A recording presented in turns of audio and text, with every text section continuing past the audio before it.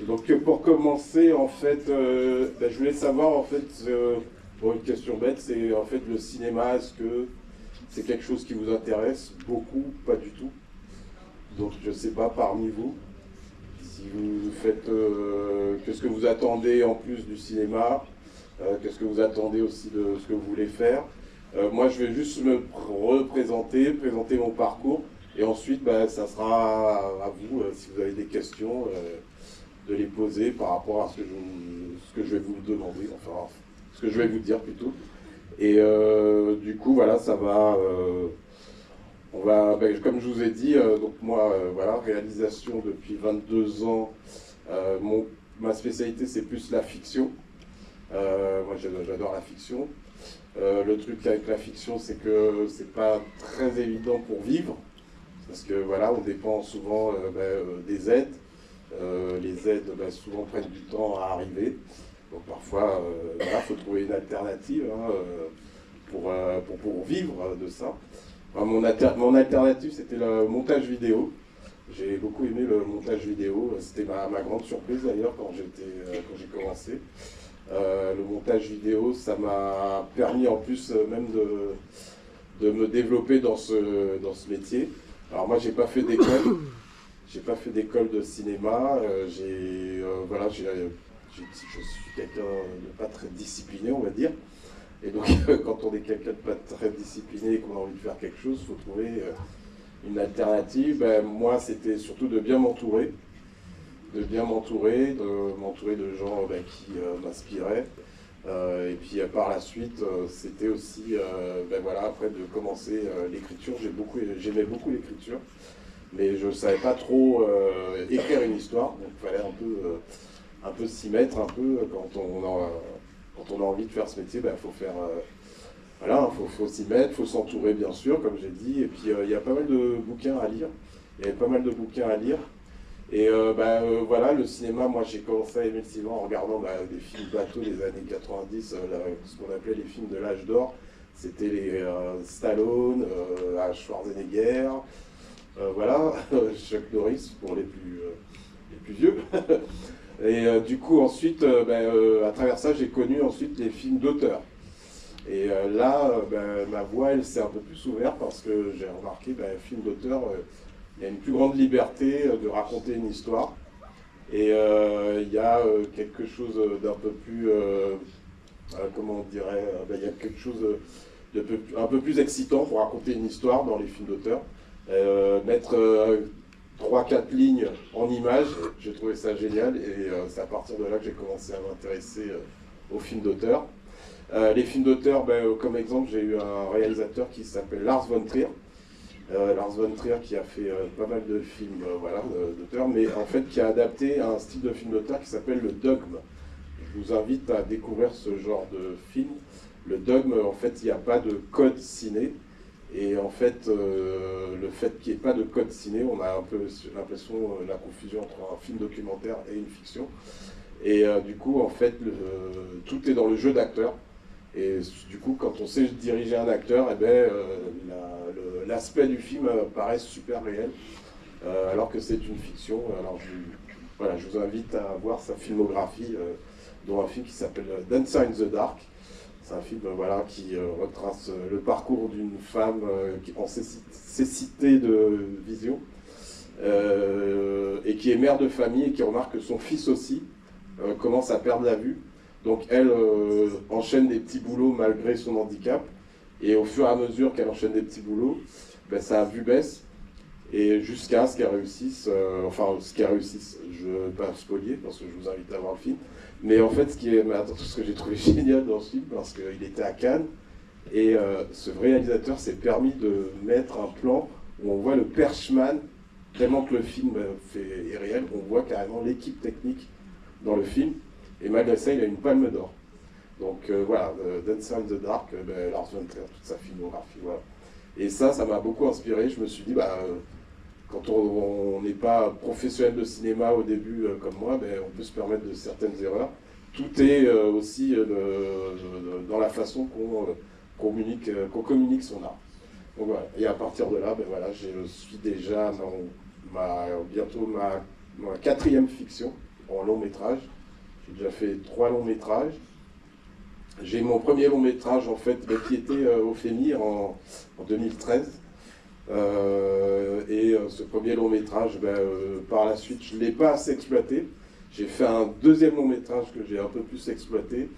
Et ce deuxième long métrage m'a fait un peu plus me connaître, en plus de certains courts métrages. Un court métrage actuellement qui est même sur Amazon Prime Video qui s'appelle L'amour d'une sœur. Du coup, en fait, ce film, il est sur Prime Video des États-Unis et des US, mais on peut le trouver en Europe aussi. Donc voilà, au fur et à mesure, en fait, voilà, tout ça pour vous dire qu'au fur et à mesure, j'arrivais à faire mon petit bonhomme de chemin, et jusqu'à faire un peu des films documentaires, dont un film documentaire qui s'appelle Culture en danger. Ça retrace un peu la période de Covid pour les artistes qui se retrouvaient isolés dans leur art. Et il y a eu une prise d'otage au théâtre de l'Odéon en 2021, une prise d'otage d'un théâtre pour pouvoir communiquer à travers les artistes. Et cette prise d'otage a fait tout le Tour de France. Et moi, je me suis retrouvé à faire 15 villes du Tour de France, alors qu'au départ, je devais participer à la prise d'otage, mais au final, voilà, le temps que tout se mette en place, j'étais déjà en train de filmer, et puis j'en ai fait un film, et voilà. Et du coup, par la suite, il y a eu le film de King Daddy dont je vous ai raconté. J'ai eu la chance de rencontrer le court-métrage que vous avez vu, Le Fan, c'est moi quand j'avais 16 ans. Et en fait, j'ai entendu, la première fois que j'ai entendu King Daddy, faut savoir que quand on vit en métropole, le créole, on l'entend que par nos parents. Et on n'a pas l'aspect de vie du créole, on a plutôt l'aspect, on va dire, un peu autoritaire du créole quand on est en métropole. Et du coup, on ne comprenait pas trop nos parents que dans l'autorité. On comprenait nos parents uniquement dans l'autorité via le créole. Et quand la première fois que j'ai entendu King Daddy, j'ai vu que c'était aussi un langage de s'affirmer, de revendiquer, d'encouragement dans la vie, et puis du coup ça a été la meilleure façon de comprendre aussi ce que mes parents avaient vécu. Quand j'étais jeune, c'était mon idole, et plus de 20 ans après, je me suis même, plus de 20 ans après, je vais pas dire mon âge, plus de 30 ans après on va dire même, je me suis retrouvé avec King Daddy qui m'a demandé sur Instagram est-ce que je voulais faire un de ses clips. Et donc moi j'ai accepté tout de suite en lui disant un peu les conditions qu'il fallait faire pour faire un clip de lui qui revenait dans les médias.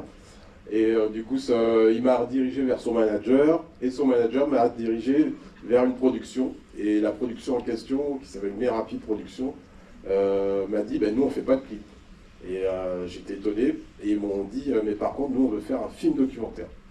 Donc c'était encore mieux que tout. Je me suis retrouvé à vivre presque un an avec King Daddy, avec mon idole de jeunesse, et voilà. Et on a fait un film sur scène. Voilà un peu ce que j'ai à dire sur mon parcours. Alors, si j'ai bien noté, voilà, hop. Moi, j'aimerais, alors en 3, 4, même on va dire en 3 étapes, vous présenter un peu une façon d'entreprendre un projet de cinéma. Cette façon. Alors je ne sais pas si Valérie a des questions. Non, ça va. Je me débrouille bien. Après, s'ils ont des questions, après. Voilà. Alors voilà ce que j'avais noté en fait, c'était parce que ça c'est un passage de ma vie pour rentrer dans le milieu du cinéma, comme on dit, qui était, c'est-à-dire que je ne savais pas comment on faisait. Ça c'est l'étape de tout le monde. L'étape autant qu'on ait fait des études ou qu'on n'en ait pas fait, c'est un cercle fermé. Il y a, de toute façon, à un certain niveau de la culture, il y a un cercle qui est fermé. Donc souvent, on donne on donne un peu comment on dirait, on fait comme si c'était pour la concentration des artistes, la concentration d'un projet. Ça, c'est vrai, mais il y a aussi le savoir si on est capable d'aller jusqu'au bout d'un projet. C'est surtout ce que j'ai remarqué pendant mon parcours. Voilà, c'était de savoir qu'on a des épreuves, on a des étapes à suivre. Après, tout dépend de notre état d'esprit pour affronter toutes ces étapes. Moi, ce que j'ai pu noter par rapport à cette expérience, c'est qu'il fallait se fixer 3 étapes pour avoir ce qu'on appelle, moi c'est ce que je recommande, la préparation à la longévité d'une carrière. Pardon. Voilà. Moi je vous dis, voilà, faire un film et le vendre et qu'il vous fasse gagner de l'argent, c'est très facile, mais tenir dans ce milieu, c'est très très difficile. Rester le plus longtemps possible, c'est extrêmement difficile. Vous pouvez, surtout à l'heure du numérique, vous pouvez filmer vos parents, une mise en scène, votre frère et sœur. Moi, je l'ai fait avec une de mes nièces. Je l'ai mise en scène avec un chien et ça a fait le tour du monde. C'est un film qui a fait le tour du monde, qui a fait je ne sais pas combien de festivals. Du coup, voilà, c'est très facile. Par contre, de tenir dans ce milieu, c'est très difficile parce que vous êtes très vite effacé. Et la façon de tenir, c'est de faire des films et de les mettre dans les festivals. Avant de vendre vos films, c'est de les mettre dans les festivals. Par contre, voilà, il y a un développement, justement, il y a 3 étapes pour ce développement. C'est la vision, la préparation et la communication. Alors, je m'exprime. La vision, en fait, c'est déjà quand vous prenez l'initiative de dire « je veux faire ce film », quand vous commencez à vous... c'est-à-dire vous êtes plus remis en question, ça y est, ou vous êtes remis en question plusieurs fois, et là vous êtes prêt à faire ce film. Donc la vision, c'est de savoir déjà avec qui vous voulez vous entourer pour faire ce film, pour faire ce projet aussi, et ça marche aussi pour certains projets. C'est l'entourage. Et l'entourage, justement, il faut travailler son instinct, c'est de savoir qui on fréquente. Dans ce milieu, vous allez avoir plein d'amis, enfin plein d'amis, entre guillemets. Voilà, donc à partir de là, quand votre vision est bien adaptée, vous allez pouvoir passer à la préparation. C'est-à-dire quand vous serez bien entouré des gens qu'il faut, que ça soit des productions, même vos familles, même dans vos familles, voilà, des productions aussi, vous allez pouvoir préparer à ce qu'on appelle la préparation. La préparation, c'est quand vous allez commencer à vous retrouver face à votre page blanche. Je m'appelle la page blanche. Moi, j'ai la chance, je suis content de le dire, j'ai jamais eu de problème de page blanche. J'ai toujours écrit n'importe quoi au début. Et après, en écrivant n'importe quoi, je décortiquais. Et puis en décortiquant, parfois j'étais même étonné d'une histoire qui venait sur une autre histoire. Donc voilà. La page blanche, ce qu'on appelle la page blanche, oui, c'est quand même l'angoisse de tout artiste, et même pas que seulement des artistes, hein, des gens qui préparent un projet. Donc voilà, la page blanche. Et ensuite, voilà, dès que vous avez de toute façon déjà bien travaillé votre vision, bien votre préparation, la page blanche, voilà, vous pouvez la surmonter. Et de toute façon, quand vous êtes bien entouré, vous avez les conseils qu'il faut pour aussi affronter aussi ce passage. Et ensuite, il y a la communication. C'est-à-dire que là, vous allez commencer à rentrer dans la réalisation de votre film ou de votre projet. Et quand vous allez rentrer dans la communication, justement, de tout ça, quand vous allez rentrer justement dans la communication de votre projet, eh bien, tout ce que je vous ai dit avant va se dégoupiller. Faites la vision, l'entourage, la préparation suite aux super conseils. Et là, la communication, ça va être très fluide. Ça va être très fluide dans votre vie. Et ça marche aussi, encore une fois, ça marche pour tout. Voilà. Voilà, c'est ce que j'ai à vous dire sur ce que j'appelle le développement de la réalisation d'un projet. Ensuite, je vais revenir sur comment on gère sa carrière. Donc, comment on gère sa carrière, c'est-à-dire qu'une fois que vous avez votre projet fini, vous allez faire face à est-ce que j'en fais une carrière? Donc quand vous allez décider d'en faire une carrière, le truc c'est comment on communique justement ces projets. Moi ce que je recommande aussi, c'est quand vous avez fait un film, même chez vous, avec votre petit ordi ou avec votre téléphone ou je sais pas quoi, c'est les sous-titres. Les sous-titres du film, c'est super important, parce que comme je vous ai dit, ce qui va faire de votre carrière une longévité, c'est les festivals. Et les festivals, il ne faut pas rester que chez vous, il ne faut pas rester que dans votre langue, il faut la langue anglaise, c'est la langue magique. C'est la langue magique pour justement communiquer nos projets, communiquer nos films. Et donc moi, c'était par rapport à justement mon entourage, le bon entourage que j'avais, C'était le premier conseil qu'on m'avait fait et ça m'a beaucoup, beaucoup aidé. Voilà. Alors, après, bon, ben, je vous l'ai dit, hein, l'importance du choix d'un projet, c'est de le mettre en festival. Et aussi, il ne faut pas se mentir, on a beau se dire artiste ou pas, vous devenez de ce qu'on appelle des gens qui rentrent dans l'industrie. Votre film rentre dans l'industrie. Que vos films soient directement en salle ou que vos films fassent le tour des festivals, d'ailleurs, voilà pourquoi c'est plus important en faisant le tour des festivals, c'est que quand vous rentrez dans l'industrie, si votre film n'a pas fait de festival, votre film va rester très courtement dans les salles de cinéma. Et parfois, ça endette les productions. Alors que quand vous avez fait des festivals, votre film va... alors, pour tout vous dire, mon deuxième long métrage, c'était des élèves à qui je faisais un casting. Et au fur et à mesure de faire un casting, on était en train de faire des dialogues. Et au fur et à mesure, on faisait des dialogues, on était en train de faire des scènes. Et au fur et à mesure, le film m'a coûté même pas 2000 €. Et ce film, c'est un long métrage qui dure 1h16. Et ce film, au final, c'était... il a fait alors, la première salle de cinéma qui s'appelle à Saint-André-des-Armes, elle a dit on va le garder 3 semaines. Ils l'ont gardé 2 mois. Et ensuite, il a fait les alliances françaises à l'étranger. Donc voilà, c'est parti de là. Et c'est grâce au festival, parce qu'en amont, j'avais bien inscrit le film dans les festivals.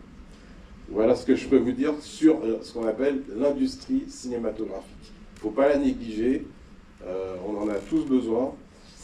Voilà, financièrement, voilà, on ne peut pas vivre d'amour, d'écriture et d'eau fraîche.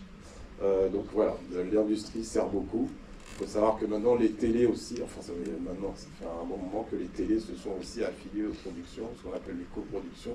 Donc les télés rendent beaucoup service aux artistes aujourd'hui. Donc il ne faut pas négliger ça, mais voilà. Voilà, et puis bah, comme je vous ai dit, hein, en conclusion, hein, le plus important dans une carrière, c'est de rester le plus longtemps possible dans le domaine. Voilà.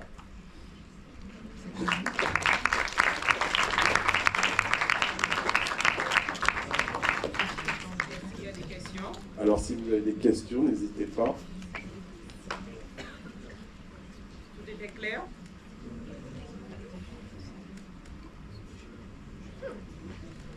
Ah. Je peux parler comme ça? Oui. Ah oui.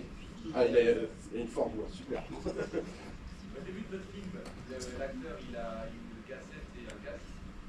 Il est substitué. Et après il a un casque Bluetooth. Voilà, bien joué. L'histoire n'est pas censée se passer dans les années 80. Ouais, ben justement, c'est ça. Il a un espace temporel. En fait, il faut savoir suggérer aussi. Il faut savoir suggérer dans la réalisation. Bien vu.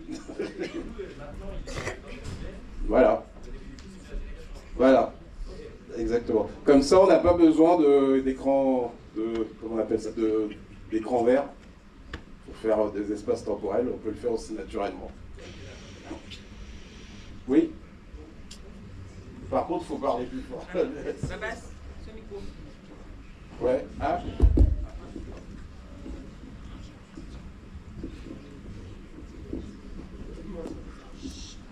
Alors, vous dites que c'est un espace temporel, mais donc, pourquoi l'acteur il n'a pas vieilli, il n'a pas eu un vieillissement? Un espace temporel. Donc, c'est de la SF, c'est quoi en fait? Non, là en fait, et il faut que tu regardes un film qui s'appelle. Comment ça s'appelle le film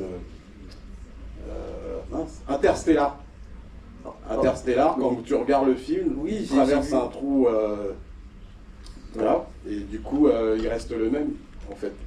Donc Ouais, on n'a ouais, pas besoin de vieillir pour un espace temporel. Donc, une sorte de... Ouais, mais il n'est pas allé dans l'espace, mais je vois ce que vous voulez dire, effectivement. Voilà. Je vois. Le temps, en fait, il ne faut pas seulement jouer de la physique. Ce que je vais te dire, exemple, quand tu as une histoire à raconter, tu la racontes pour toi-même déjà. Ça, faut bien le retenir. Après, on va tout souvent te dire, ah, les gens, ils vont pas aimer ceci, cela. Mais en fait, la base, l'histoire, tu la racontes pour toi-même. Ensuite, ce qui va se passer, c'est que l'histoire, quand tu vas la montrer, il y a plein de gens, moi, qui m'ont dit, pareil, la question, mais qui ont compris aussi, ou qui ont compris, mais ils n'étaient pas sûrs d'avoir compris. Et en fait, ce qui marche, c'est les gens qui ont compris. Et dans l'art, en fait, quand tu fais quelque chose, tu t'adresses à toi-même d'abord. Et les gens qui vont aimer ce que tu aimes, ce que tu as communiqué, les gens vont commencer à te suivre. Mais tu n'es pas là pour faire de l'art pour que les gens t'aiment. Tu es là pour faire de l'art pour que les gens, soit ça leur parle, ou soit ça leur parle pas. Dans la vie, tu plairas jamais à tout le monde. Alors moi, ce que j'ai voulu communiquer dans ça, justement, c'est cet espace temporel. Eh ben, il a pas d'âge, il y a juste la musique et il y a juste la passion. C'est un petit garçon, il a entendu son idole, il a découvert même son idole, il l'a entendu et il s'est retrouvé avec un billet magique, sans faire des étoiles, sans faire de ce qu'on appellerait de l'esthétisme, voilà quoi. D'accord. Et le but c'est que vous posez des questions. Enfin voilà, c'est ça que j'aime faire en général. D'autres questions? L'explication a été claire et nette, c'est ça? Oui. Est-ce que vous êtes intéressé par la réalisation, vous? Non? Non. Vous n'êtes pas en option cinéma, non? Aucun? Non. Pas tous? Et vous êtes en option cinéma, vous êtes intéressé par quoi alors? Oui. C'est ça Si que vous êtes je veux en option savoir. cinéma? Pas? Pas? Ah, il y a un monsieur là-bas. Oui? Il y a... Attends. Je t'emmène le micro? Ah, ouais, ça va.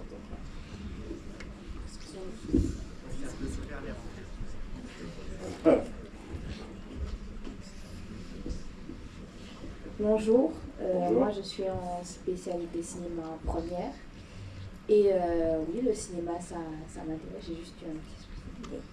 Le cinéma ça m'intéresse, pas en tant qu'actrice, mais plus dans la production. D'accord. Et qu'est-ce que tu voudrais faire, toi, dans la production? Qu'est-ce que tu veux apporter au cinéma avec ton envie de production?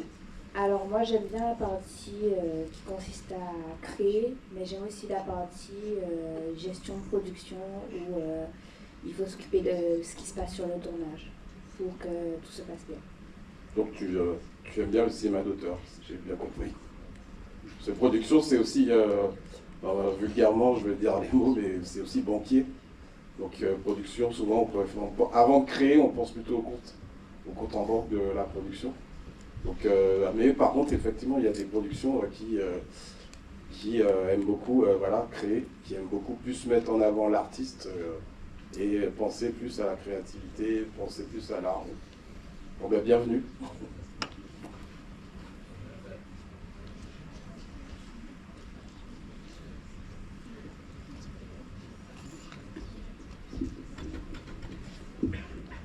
Bonjour. Bonjour. Donc moi, le métier de réalisatrice, ça m'intéresse beaucoup. Donc c'est pour ça que j'étais très contente de voir qu'il y avait un réalisateur qui allait venir aujourd'hui nous présenter son court-métrage. Donc je sais pas trop quoi dire parce qu'on a demandé qui voulait être réalisatrice, mais on n'entendait pas trop ma voix. Donc voilà, c'est pour ça que je prends le micro. Bienvenue l'assistant. Merci.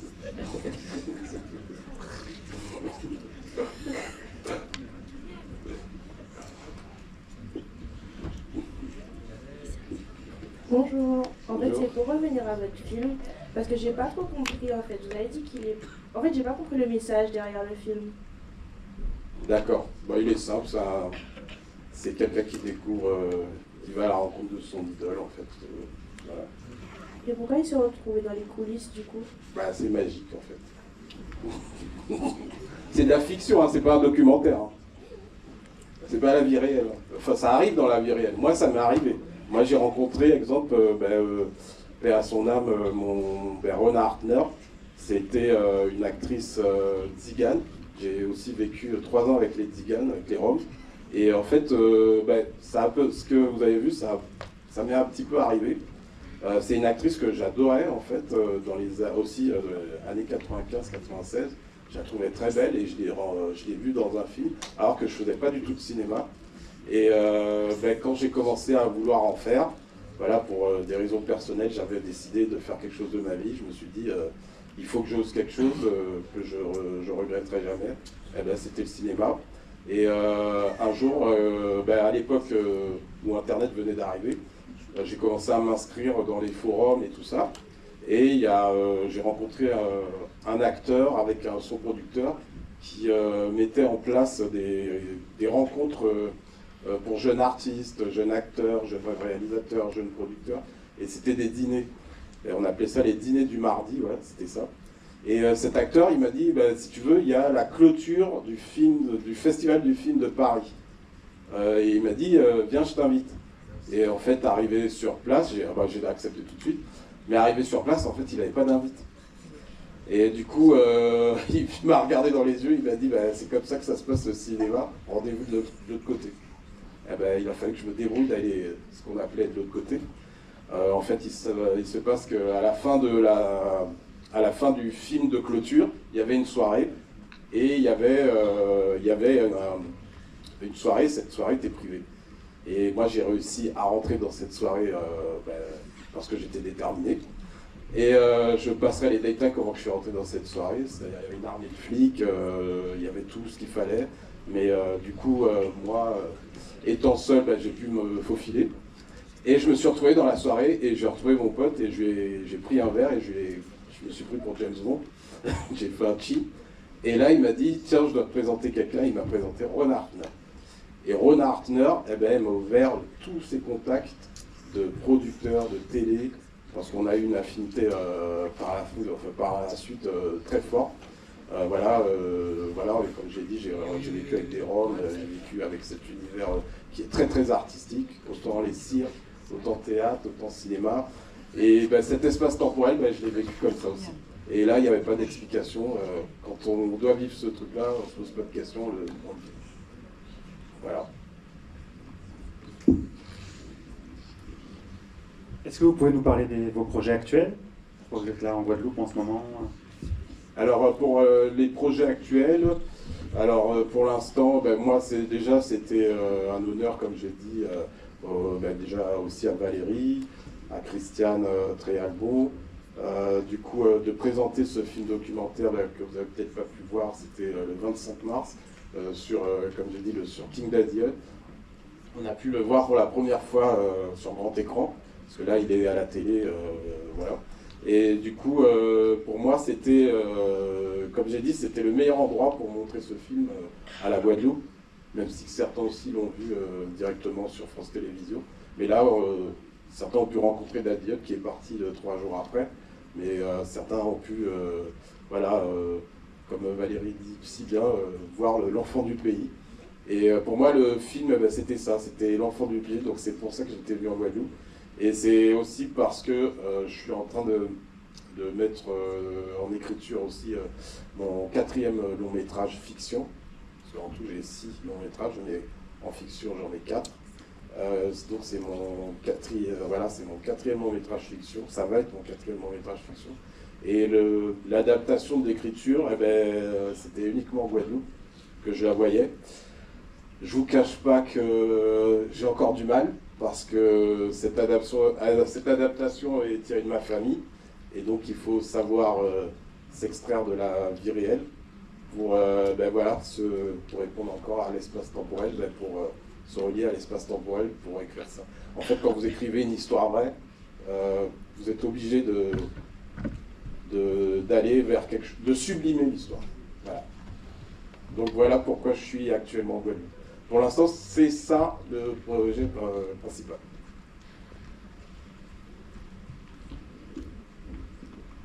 Est-ce qu'il y a d'autres questions sur le court-métrage qu'on a vu, sur le métier de réalisateur?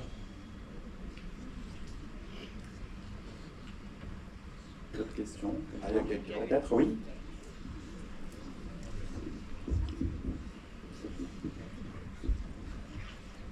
Ma question ce serait, est-ce que vous pensez que aujourd'hui, pour notre génération, est-ce que vous pensez que ce sera facile de faire plus tard du cinéma parce que le marché change? Donc est-ce que vous pensez que ce sera toujours quelque chose de sympa? C'est une très bonne question. En fait, il va se passer un truc dans vos vies. Tout va être facile si vous y allez à fond. Et je crois que c'était autant valable avant qu'aujourd'hui. C'est juste qu'effectivement, il y a des choses qui changent. Vous avez un peu plus accès à une modernité qui est là. Vous avez accès au numérique. Et avec le numérique, en fait, vous avez aussi des choses qui peuvent être un peu plus pénibles. C'est les influences des autres. Et ça, par contre, ça peut vous compliquer votre vie. C'est l'influence des autres. Par contre, comme j'ai dit, que dans les 3 étapes du développement d'un projet, du développement d'une réalisation, c'est la vision. Et dès que vous avez ça, voilà, pour moi, si, ça sera facile. Mais c'est juste qu'il faut se tenir à ça. Et le plus difficile, c'est l'influence, c'est de ne pas être influencé par ce qu'on vous dit. Le plus difficile, c'est de vous entourer. Surtout pour vous entourer, moi je vous le recommande, hein, parce que je vais dire que je suis de la vieille école, mais l'instinct, ça marche toujours. Hein. L'instinct, s'entourer des bons amis. Parfois, dans la famille aussi, il faut savoir dire, bon, je ne vais pas trop partager mes idées avec tout le monde. Il faut savoir aussi être un peu intérioriser ce qu'on a aussi comme vision, mais bien s'entourer, et à partir de là, oui, moi j'ai envie de dire oui, ça sera facile. Je suis un idéaliste, hein, moi. Donc voilà. Si ça l'a été pour moi, j'ai envie de dire, alors quand si vous connaissiez ma vie, c'était pour moi. J'ai eu beaucoup de chance en fait, mais en fait c'est pas de la chance que j'ai eue, comme je vous ai raconté cette histoire de ce pote qui me dit rendez-vous de l'autre côté. Et en fait c'est pas de la chance, c'est que je croyais tellement en ce que je voulais faire, j'étais tellement passionné. J'avoue, j'ai mis aussi pas mal de choses de côté, parce que voilà, j'avais envie aussi d'une vie de famille et tout ça. Et je l'ai eu beaucoup plus tard, j'avoue là à 20 ans, mais je l'ai eu, sans dire mon âge, je l'ai eu 30 ans plus tard. Et du coup, voilà, donc faut savoir faire des sacrifices. Voilà.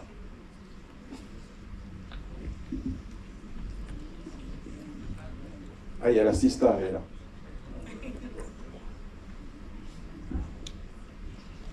J'ai une question quelque peu d'actualité par rapport à l'impact de l'IA sur, par exemple, l'animation. Comme vous êtes réalisateur, quel est votre regard sur ça? Est-ce que vous êtes pour ou contre l'importance que prend l'IA aujourd'hui? En fait, c'est pareil, hein, ça reste... Alors, il y a un truc qui s'est passé à l'époque, c'était la machine à laver. Les gens, avant la machine à laver, allaient dans le lavoir laver leur linge. Quand la machine à laver arrivait, c'était le diable. Hein. C'était le diable pour les villages, c'était le diable pour tout le monde. Donc la machine à laver, c'était hors de question. Et après, parce que effectivement, bon, après, on n'était pas si écologiste que ça à l'époque, mais point de vue d'eau, ça prenait pas vachement d'eau. Voilà, mais au fur et à mesure, il y a des gens qui ont appris à économiser l'eau, à faire, bon maintenant on a des machines à laver qui savent calculer les degrés et tout ceci, cela. Alors moi je passe peut-être pour vous du coq à l'âne, mais non en fait c'est comme la machine à laver. Tout ce qui est moderne, en fait il faut savoir l'utiliser. Oui, mais quand même, beaucoup de métiers là vont disparaître, par exemple le doublage, puisque ma camarade ici aime bien ça. Ou encore l'animation, puisque ce sont des métiers phares pour les dessins animés, les mangas, tout ça. Genre les IA les reproduisent à l'identique, des animations qui sont propres à des créateurs. Ah ben là, vous avez une future productrice qui vous a dit la créativité. Donc une productrice comme ça, si elle vous dit la créativité, c'est qu'elle favorisera d'abord un humain pour la voix. Et ça, on reviendra à ça, c'est que dans votre vision d'un développement de réalisation, il faut savoir vous entourer. La personne qui vous dira non, on va l'utiliser comme ça. L'IA, si ça peut aider, pourquoi pas. Mais moi, je suis pas sûr que l'IA totale, ça aide. En général, je pense que les gens penseront genre en mode que ce sera moins cher, ils n'auront pas à payer des personnes pour faire ce travail, ils auront à faire ça gratuitement. Eh bien là, vous avez le seul juge, les festivals. C'est les festivals qui jugent si un film est honnête, s'il est vrai. Et à partir de là, ils vont jalonner votre film et ils vont le faire continuer. Et là, les salles de cinéma vont vous ouvrir les bras. Il faut savoir qu'il y a un film qui s'appelle, moi j'adore ce réalisateur, Albert Dupontel, je ne sais pas si vous le connaissez, il a fait des super films. Il y a une interview, je ne sais pas si vous pouvez la choper, il a fait un dernier film, ça s'appelle Second Tour.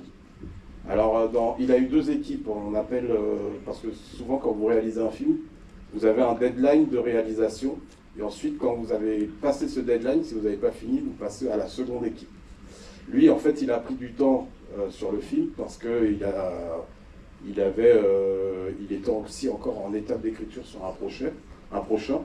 Et du coup, il a passé le deadline. Et quand il a passé le deadline, il a fait l'erreur de faire le reste de la description de réalisation en ChatGPT. Eh ben, il s'est carrément planté, et il l'avoue aujourd'hui. Il s'est carrément planté. Et Albert Dupontel est quand même un cinéaste d'auteur, et il le regrette jusqu'à aujourd'hui. C'est son film, c'est son pire film de toute sa carrière.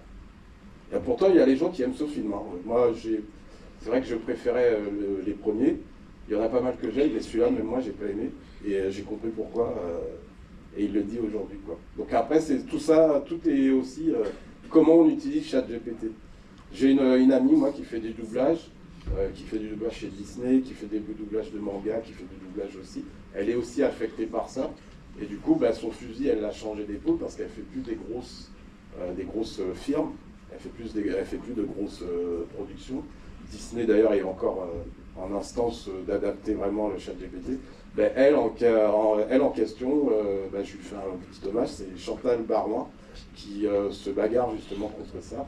Il y a des combats. Et ces combats-là, si vous y tenez, voilà, vous n'êtes pas seul, vous pouvez les rejoindre. Mais voilà, comme je vous ai dit, si vous avez les bonnes personnes, voilà, il n'y a pas de secret.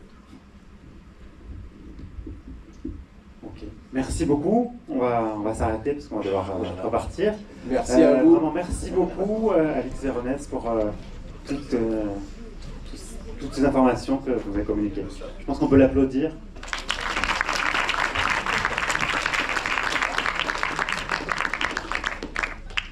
Nous avons retenu les mots opportunité, croire en ses rêves, ne pas se laisser influencer. D'accord? Et ça, je pense, c'est pour toute la vie. Et moi, j'aimerais vous dire de croire en vous, savoir qui vous êtes. Confiance. Ne laissez pas les autres vous dire comment vous êtes, qu'est-ce que vous devez faire. D'accord? Rentrez bien.